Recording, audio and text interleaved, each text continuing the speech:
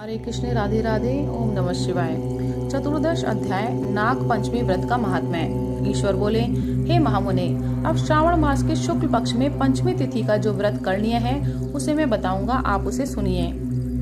चतुर्थी को एक बार भोजन करें और पंचमी को नक्त भोजन करें। स्वर्ण, चांदी, काष्ठ अथवा मिट्टी का 5 फणों वाला सुंदर नाग बनाकर पंचमी के दिन उस नाग की भक्ति पूर्वक पूजा करनी चाहिए।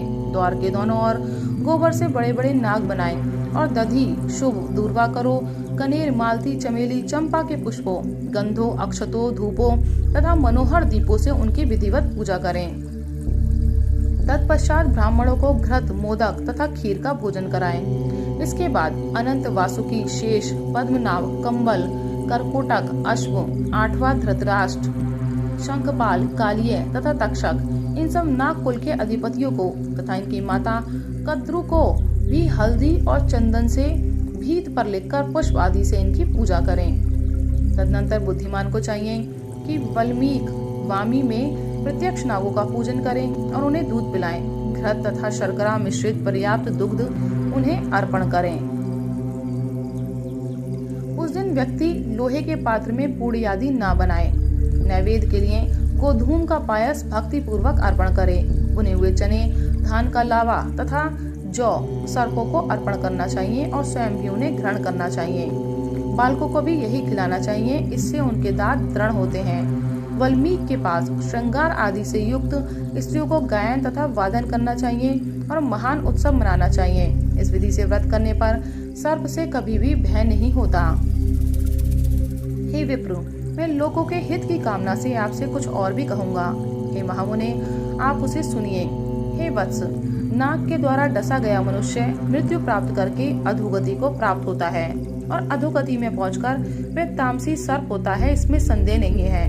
इसकी निवृत्ति के लिए पूर्वोक्त विधि से एक भुक्त आदि समस्त कृत्य करें और ब्राह्मणों से नाग निर्माण तथा पूजा आदि आदर पूर्वक कराएं। इस प्रकार 12 मासों में प्रत्येक मास की शुक्ल पक्ष की पंचमी तिथि को इस व्रत का अनुष्ठान करें और वर्ष के पूर्ण होने पर नागों के निमित्त ब्राह्मणों तथा सन्यासियों को भोजन कराएं। किसी पुराण ज्ञाता ब्राह्मण को रत्न जटित सुवर्ण में नाग और सभी उपस्करों से युक्त तथा बछड़े सहित गौ प्रदान करें। दान के समय सर्वव्यापी, सर्वगामी, सब कुछ प्रदान करने वाले अनंत नारायण का स्मरण करते हुए यह कहना चाहिए, हे गोविंद, मेरे कुल में जो कोई भी सर्प से दंशित होकर अधोगति को प्राप्त हुए हैं वे मेरे द्वारा किए गए व्रत तथा दान से मुक्त हो जाएं। ऐसा उच्चारण करके अक्षत युक्त तथा श्वेत चंदन मिश्रित जल वासुदेव के समक्ष भक्ति पूर्वक जल में छोड़ दें। हे मुनि सत्तम, इस विधि से व्रत के करने पर उसके कुल में जो सभी लोग सर्प के काटने से भविष्य में मृत्यु को प्राप्त होंगे अथवा पूर्व में मर चुके हैं वे स्वर्गति प्राप्त करेंगे। साथ ही हे कुलनंदन, इस विधि से व्रत करने वाला अपने सभी वंशजों का उद्धार करके अप्सराओं के द्वारा सेवित होता हुआ शिव सानिध्य प्राप्त करता है। जो मनुष्य वित्त शाठ्य से रहित होता है वही इस व्रत का संपूर्ण फल प्राप्त करता है। जो लोग शुक्ल पक्ष की सभी पंचमी तिथियों में नक्त व्रत करके भक्ति संपन्न होकर पुष्प आदि उपहारों से सौभाग्यशाली नागों का पूजन करते हैं, उनके घरों में मणियों की किरणों से विभूषित अंगों वाले सर्प उन्हें अभय देने वाले होते हैं और उनके ऊपर प्रसन्न रहते हैं।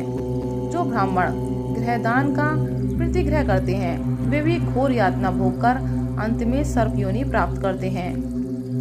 हे मुनि सत्तम, जो कोई भी मनुष्य नाग हत्या के कारण इस लोक में मृत संतानों वाले अथवा पुत्रहीन होते हैं और जो कोई मनुष्य स्त्रियों के प्रति कार्पण्य के कारण सर्प योनि में जाते हैं, कुछ लोग धरोहर रखकर उसे स्वयं ग्रहण कर लेने अथवा मिथ्या भाषण के कारण सर्प होते हैं अथवा अन्य कारणों से भी जो मनुष्य सर्प योनि में जाते हैं, उन सभी के प्रायश्चित के लिए यह उत्तम उपाय कहा गया है।